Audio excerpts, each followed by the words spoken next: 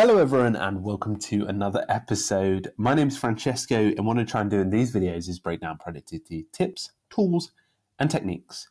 So what we'll be focusing on specifically in this brief session is my first initial thoughts on Dropbox Paper. And I've been hearing a few comments on Twitter about Dropbox Paper, especially from Alex from Todoist. He says he is thinking that it might be a success.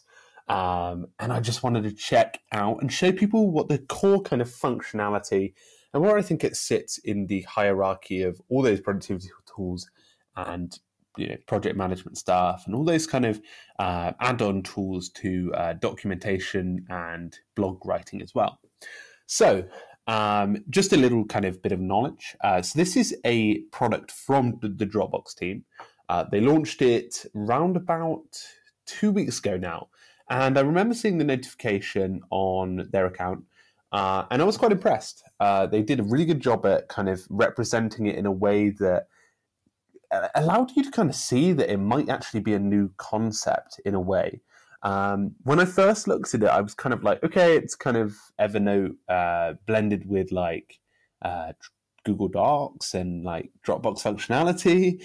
But then after looking at it kind of more in detail, I was actually quite impressed. So at the moment, they're running a beta. So you can actually go to paper.dropbox.com, sign into your account or make an account, and you can actually apply for beta. I've been given access, but I think a lot of other people have. So it's something that's normal. So I expect a couple of days of lead time. If not, maybe drop them a message on Twitter. They're fairly active there. But what I want to do to get stuck in is head over to just the interface. And this is the interface, paper.dropbox.com. And as you can see on the left, they've got a menu for docs, folders, and following. So I'm guessing over time, obviously, you're going to have a lot more documents here. You can break them down into folders, which can be super useful. So, you can star them there. I can see it can add them to your favorites, and they bring them up on favorites list here. What I quite like is you have the ability to add emoji into that, which is quite cool. You can sort, very similar to Google Docs, you can sort them into created by me, shared by me, and deleted specifically.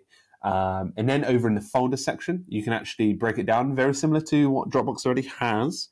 And then also you can obviously follow other people, which is quite an interesting take on this. I mean, what kind of Google Docs and Evernote lack is they have the sharing ability, but they don't have that ability to see things and kind of overview. And I think I use that Dropbox feature in quite a lot, the team kind of activity sheet.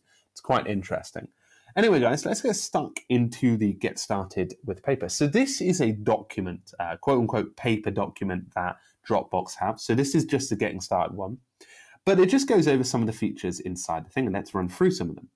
So as you can see, what you can do, it's visually very similar to a Medium article.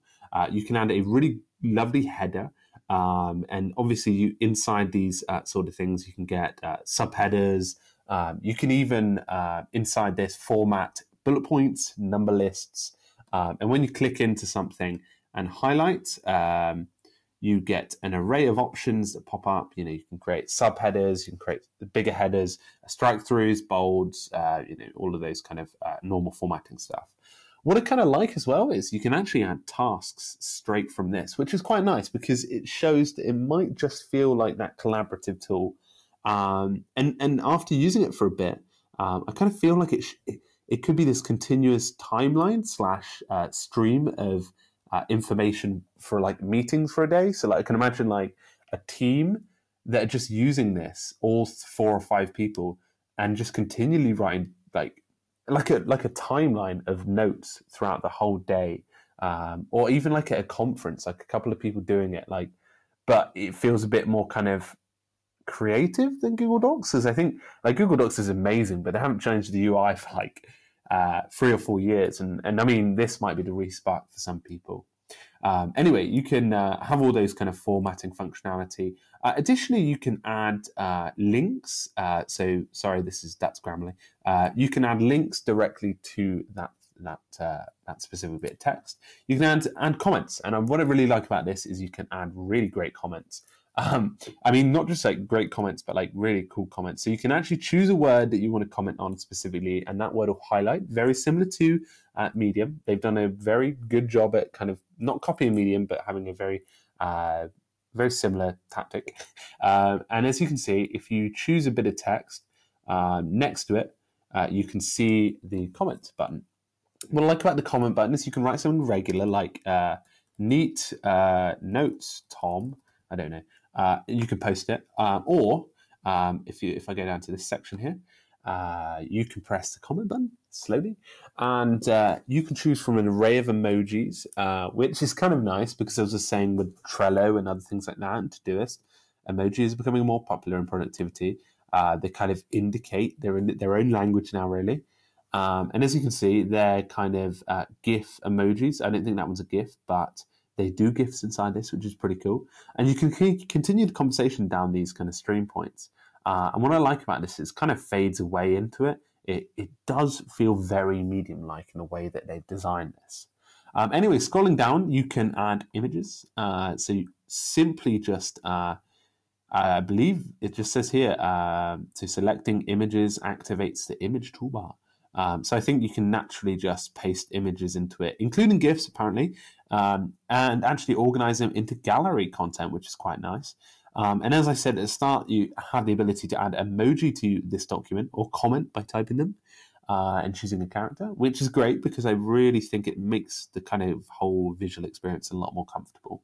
As it goes deeper, you have the ability in Dropbox Paper to add some rich formatting. So here you can add YouTube videos, Vimeo, audio, Spotify, SoundCloud, Google Docs, Dropbox links, which is quite nice. I kind of saw like Google Docs and I was like, that's very clever because a lot of people will have the struggling that they won't get that kind of associate. They'll go, oh, okay, this is a complete Google Docs competitor. And when you see that, it's like, oh no, maybe I can use this a lot. You know, it made me feel a bit more kind of comfortable with using this in my day.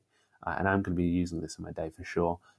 It does look interesting. And I'm actually surprised at how rich their formatting is with these videos. It's actually really impressive. Really snappy. Really snappy video players, and it just doesn't move away from the experience, which is great. It makes it feel really native. It looks like here you can write code, which is great, which is lovely. I won't be doing that for sure, but it's something that probably, here. This is how to insert in any given point any photos, any videos, and tables, and all of those kind of major sorts of formatting there. So that button will pop up if you hover over any kind of key point in the section. So that's quite nice.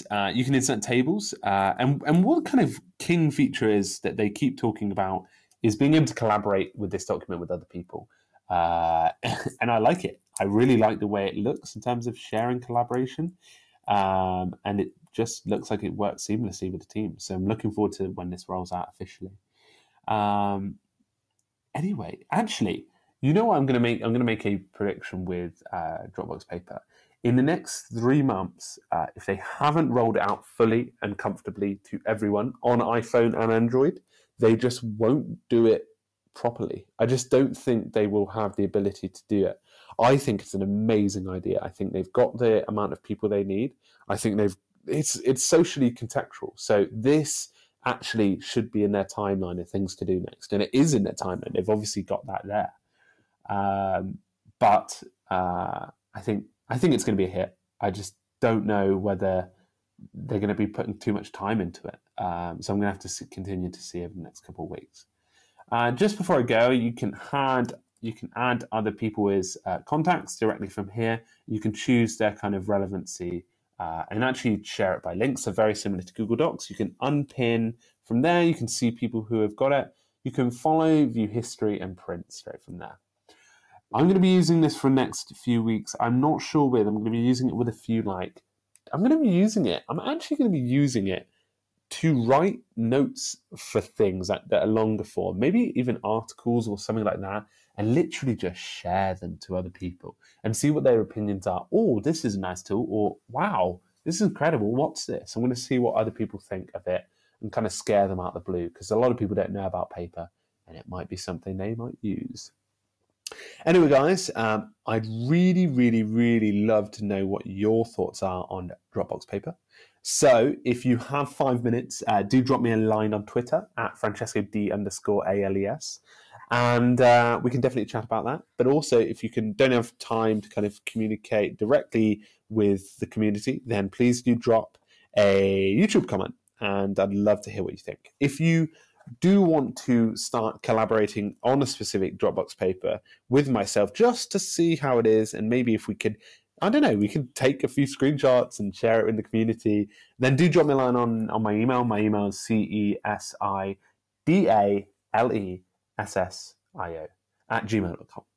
And we can definitely start chatting over that. So thank you very much, everyone. Make sure to have a great week and keep productive, and I'll see you soon in another episode. Thank you.